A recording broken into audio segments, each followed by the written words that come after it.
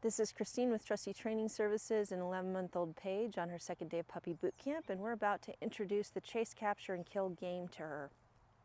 She's never played this before, but the goal of this game is to give the dog a positive outlet for their natural prey drive. So in this game, she's going to be able to chase this tug, capture it, and then play with it as though it were an animal that she captured. So we're going to see how interested she is. To start the game, we require her to sit and focus on the handler, and then we'll begin. Yes, good. Might take her some time to get interested in the tug because she's never done this before. Good.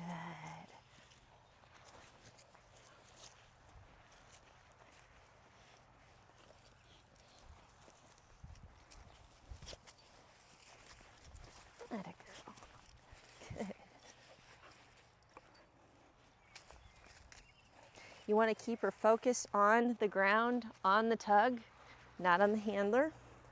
So that's what we'll endeavor to do as we work with the game. Make sure that the tug is moving more than I am so that she has a chance to check it out. Movement is what makes things interesting. So you want to keep moving the tug. There we go.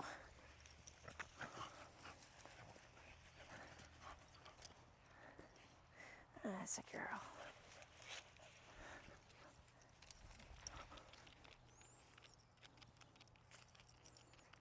This is one of our favorite games to play with puppies because it really can wear them out nicely. That's a girl.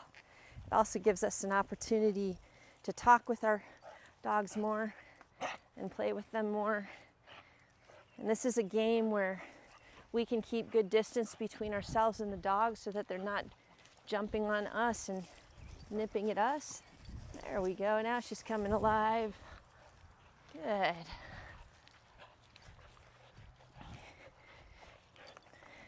Helps them release so many of their natural drives as dogs. Lets them be a dog. She's got a good tug on her. If I closed my eyes, I'd swear there's a dog twice the size on the end of this rope. We're also going to use this game to teach her to give toys up, but for now, all we're going to do is get her really hooked on it. So we're not going to ask her to let go, we're not going to ask her to give. All we're going to do is let her get really into the game.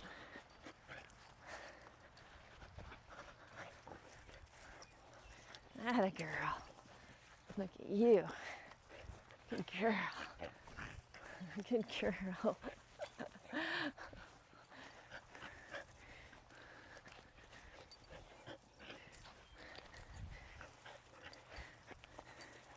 A lot of negative behaviors can be solved by doing activities with a puppy that allow them to release those natural desires and drives on something other than the handler. So puppy that jumps on people a lot, puppy that nips at people a lot.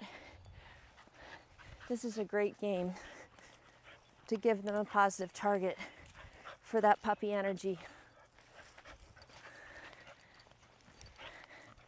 If the puppy lets go of the tug, it's really important that you keep it on the ground. That way the puppy isn't jumping higher than she should. And also you're not jeopardizing yourself by having the puppy jump at you. The key to this game is you have to keep life in the line. If you stop moving the line, the puppy will lose interest in the toy because it's dead.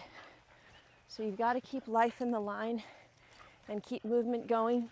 We're also going to use the contrast between when we're moving the line and when we're not to teach Paige when it's time to give up the toy.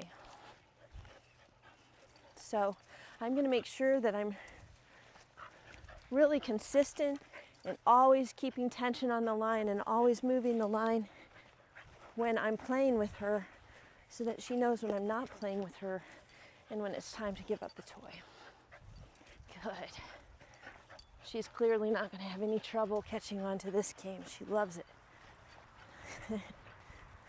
Yeah. I am being a little careful not to run yet with her, as I don't want her to lose focus on the toy and then begin to target me instead. So as I get to know her better and as she becomes more committed to the tug, that's when I will begin to take off running across the yard more and get more of her energy out. She actually is hanging on. She has a better grip on this than most puppies that I play with. It's probably because of her breed. But she's really remarkable because by now, most puppies have let go at least once.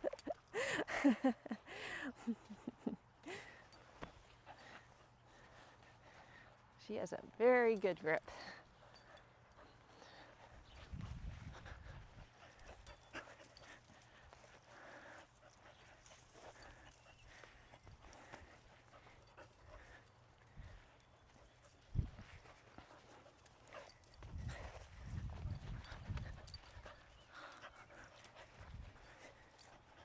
There, she's losing her grip just a little.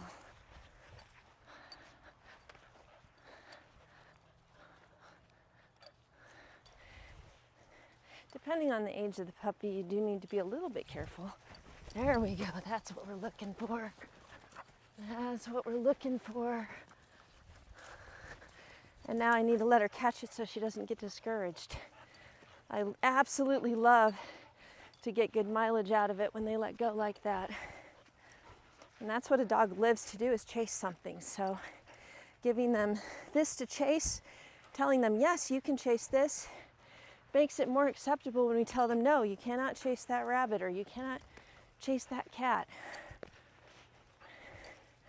So at the same time we're teaching her self-control, we're also giving her permission at times to be impulsive in the right ways and at the right times. It's really important. Every no we teach our dogs should lead to a yes somewhere else in their life. And if it doesn't, then they're going to become frustrated. And they're not going to be willing to cooperate as well. Everything a dog does is a reflection of how they're naturally wired. So if you see a behavior you don't like, it's not a bad behavior in itself most of the time. It's just misdirected.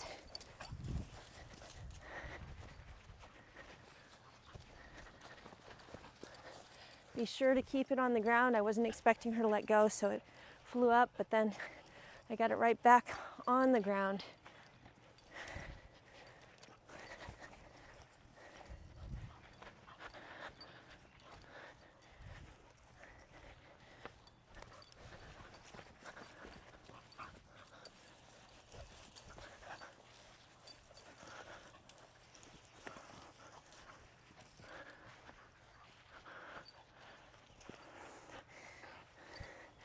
You have to let them catch it often enough that they don't get discouraged.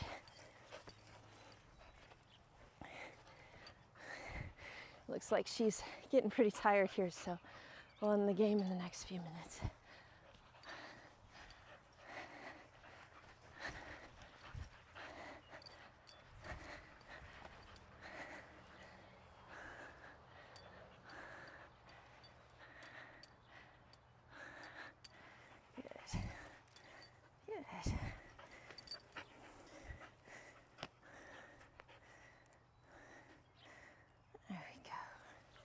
Now she is in play drive, so the best thing I can do as soon as I end this game right now is stand still for a few minutes because she is in full play drive. So the next thing that moves, she's going after it. And I don't want that thing to be me. So I let go of the toy, and you can see that the effect of letting go of the toy, it's no longer moving, no longer has any fight or tension in it. She dropped it. And that's normal. So this teaches us a lot about what we need to do. If a dog is overexciting, we need to stop moving, stop talking, stop interacting with them, because when the motion stops, the dog starts to bring their level and their excitement back down. So We'll wait to give her a few moments to decompress. We'll take her and let her cool down before dinner. This is Christine with Trusty Training Services, training built on trust. Happy training.